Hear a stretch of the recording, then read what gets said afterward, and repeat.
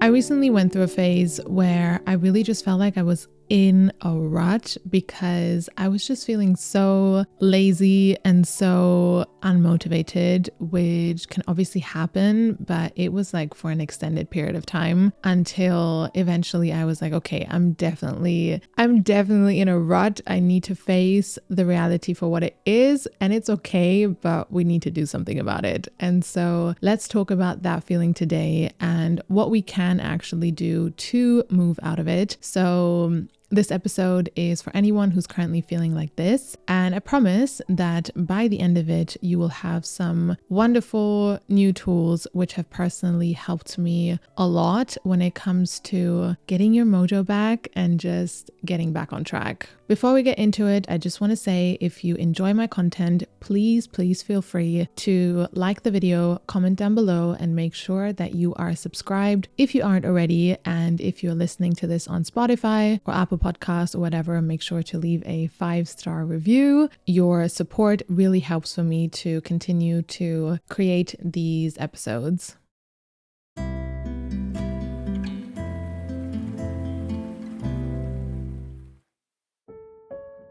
I think this feeling is something that we can all relate to, and in my experience, it kind of feels like a mix between being in a rut, but also just feeling really low energy, and as a result of that, not really doing much, but then as a result of that, feeling shit about the fact that you're not doing more or not using your time better, and then as a result of that, maybe just being more in a negative headspace or being more aware of the negative things or the things that are irritating you, that kind of a situation. And I like to call that the blob or blob energy, which is something that me and someone else recently came up with when I was in my little blob phase. The blob is basically when you're just kind of there, like you're not really very sad or really struggling or really anxious or anything like that, but you're definitely also not happy and thriving. You're just kind of in this weird in-between phase,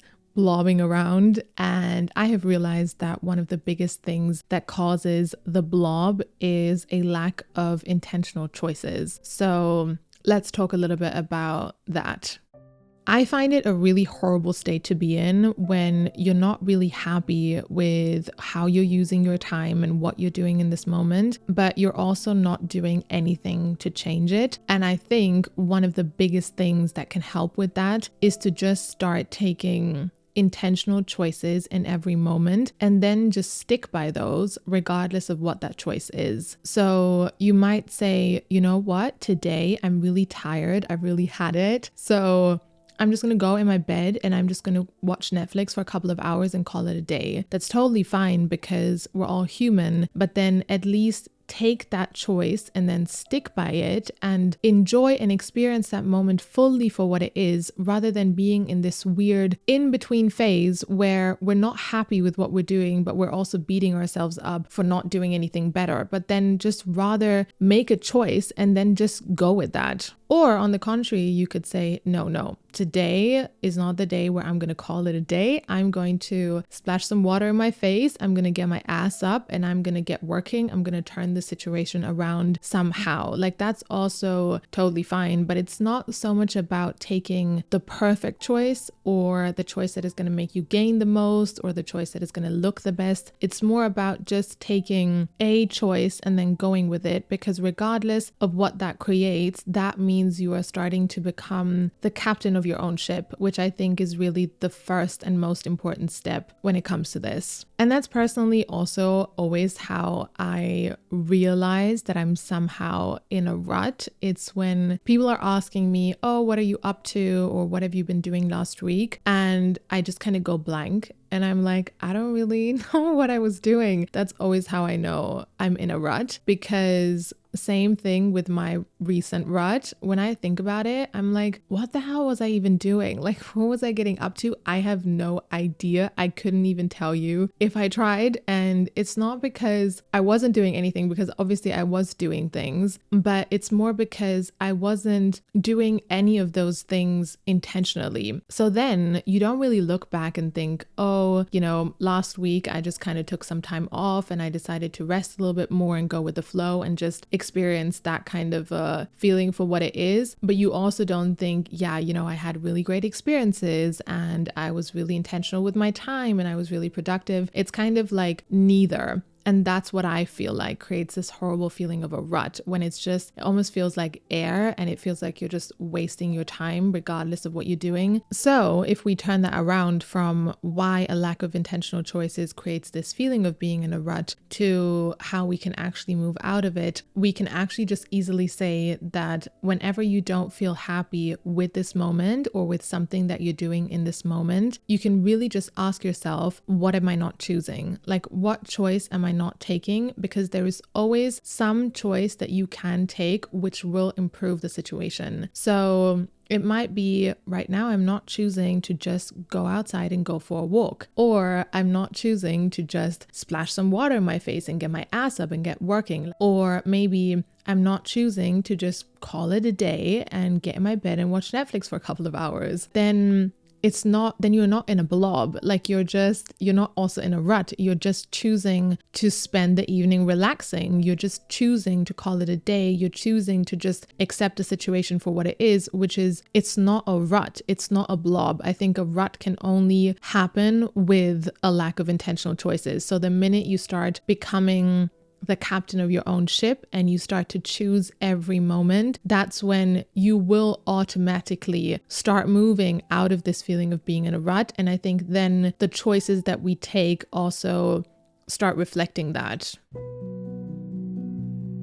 I think another very, very common thing that causes being in a rut is overwhelment. And that might sound contradictory at first, because being in a rut feels or looks more like you're being lazy and you're unmotivated rather than overwhelmed and anxious. But I think it can often just also be hidden overwhelmment and hidden anxiety, when we just feel like it's all a little bit too much and we're not managing, or the questions in our head are too big. And so then you actually just rather shut down and completely stop doing anything, because that somehow becomes easier to handle rather than having to deal with the overwhelmment or the anxiety that is actually going on inside of you. And I'm sorry, I really don't want to bring social media in every conversation that we have and every issue that I feel like is going on, but I do feel like it does apply a lot of times. And I think this is also correlated to social media and what is going on nowadays, because when I think back to the last years of my life and I think back to how much I was feeling in a rut and how much I was using social media in that time, I think there would be a clear correlation. Like truly, if we would go back and create a real statistic about like how much was I feeling like I was in a rut in this year, and then how much was I using social media exactly during those times, I am sure that there would be a very, very, very clear correlation between both of those things. There are obviously a lot of things that play into it, but I think it's also just that on social media, it is so unhealthy how we are continuously being exposed to what everyone else is doing at all times. And then also thinking that we have to be all of those things as well, because you have like the travel influencer you follow who's traveling the world. And then you have your friend from high school who is getting married and having a baby. And then you have this other person who is running a 6-figure business and bathing in money. And then you have this other person who has the most amazing clothes and the most amazing style. And then you have this other person who's running a charity. And it's just fucking impossible, because there's always something that you're not managing. There's always something you're not doing. There's always something that you're not good enough at. And then the cherry on top is that half of the things that you're seeing are not even real. And so it's really a mind fuck. I think that's why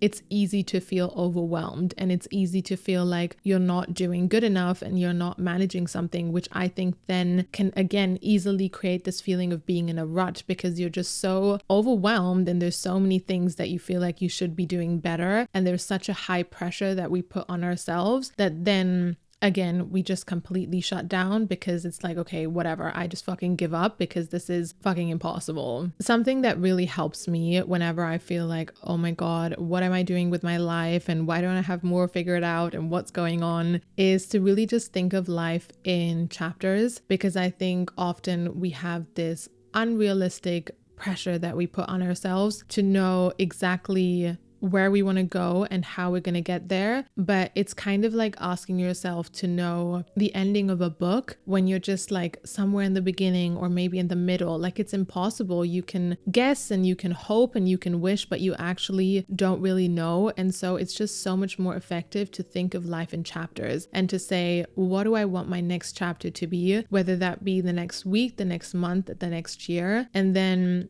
you just focus on making that chapter the best it can be, knowing that then things will fall into place over time. And so that's why it's so important to really get into this space where we just quiet down all of the other voices, whether that is the voices online or the voices from other people, the voices from the people in our life, our own voice, whatever it is. Quiet down all of the voices and just really think about it like a book. Like this is your book, your life, and you are the author of your own book, which means you're going to have to write that on your own accord. And it doesn't really matter how it looks like to other people or what other people would think of it. And it's going to be impossible to write a good book when you're continuously thinking, what are other people writing? What do other books look like? Is my book good enough? Should I be doing this as well? Should I be doing that as well? Because imagine you would actually be writing a book and you are writing your own unique novel. And then you're like, wait, but there are people writing cookbooks. But wait, there are people writing books about how to live a good life and self-help books. But wait, there are people writing books on this and that and cookbooks and whatever else it is. Like it's not gonna work. That's gonna be so distracting and so overwhelming that you're probably never actually gonna manage to write a book. So if you feel like you're really, really deep in a rut, then maybe you can just say, you know what, my next chapter is gonna be my next week. Or it's the next month, it's the next 4 months, it's the next year, whatever it is, you decide on your own accord. And then you just ask yourself, what is important to me in this chapter? You are the author of this chapter. What is important to me? Is it important to me how much I am exercising? Is it important what kind of food I'm eating? Is it important how much time I'm spending in nature? Is it important how much time I'm spending with the people that I love? Or is it important to me how productive I am and how much I'm managing? Like whatever it is, you just decide. And the beautiful thing about a chapter is that it always ends. Like there's always room for more new chapters. So none of the decisions that you're making right now have to be forever and these grand decisions which will decide the entire book. It's just the next chapter. To not try and be this perfect thing which will make it to the end of the book exactly in the way that you want it to be, but rather just my next chapter. My next chapter, my next chapter, and then things will beautifully fall into place over time. All right, everyone, that is all I wanted to share for today. Thank you so much for tuning in, and I'm very much looking forward to connecting with you in my next episode.